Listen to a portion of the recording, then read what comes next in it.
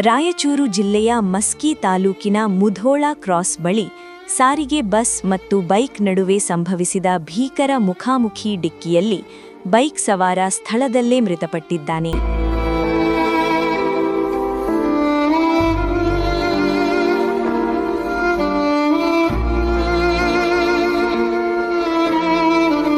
ಕಲಬುರ್ಗಿ ವಿಭಾಗದ ಸಾರಿಗೆ ಬಸ್ ಮಸ್ಕಿ ಕಡೆಗೆ ತೆರಳುತ್ತಿದ್ದ ವೇಳೆ ಮಸ್ಕಿಯಿಂದ ಮುಧೋಳ ಕಡೆಗೆ ಹೊರಟಿದ್ದ ಬೈಕ್ ರಸ್ತೆಯನ್ನು ದಾಟುವಾಗ ವೇಗವಾಗಿ ಬಂದ ಬಸ್ ಬೈಕ್ಗೆ ಡಿಕ್ಕಿ ಹೊಡೆದಿದೆ. ಡಿಕ್ಕಿಯ ರಭಸಕ್ಕೆ ಬೈಕ್ ಸವಾರ ಸಂಜೀವ್ ರೆಡ್ಡಿ 45 ಸ್ಥಳದಲ್ಲೇ ಸಾವನ್ನಪ್ಪಿದ್ದಾನೆ. ಮಾಹಿತಿ ತಿಳಿದು ಸ್ಥಳಕ್ಕಾಗಮಿಸಿದ ಮಸ್ಕಿ ಪೊಲೀಸರು ಸ್ಥಳ ಪರಿಶೀಲನೆ ನಡೆಸಿ ಸಾರಿಗೆ ಬಸ್ಸನ್ನು ವಶಕ್ಕೆ ಪಡೆದು ಠಾಣೆಗೆ ತಂದಿದ್ದಾರೆ. ಮೃತದೇಹವನ್ನು ಶವ ಪರೀಕ್ಷೆಗಾಗಿ ಮಸ್ಕಿ ಸಾರ್ವಜನಿಕ ಆಸ್ಪತ್ರೆಗೆ ಸಾಗಿಸಲಾಗಿದೆ. ಘಟನೆ ಮಸ್ಕಿ ಪೊಲೀಸ್ ಠಾಣಾ ವ್ಯಾಪ್ತಿಯಲ್ಲಿ ನಡೆದಿದೆ. ಇದು ಗದಗವಾಣಿ ಸುದ್ದಿ.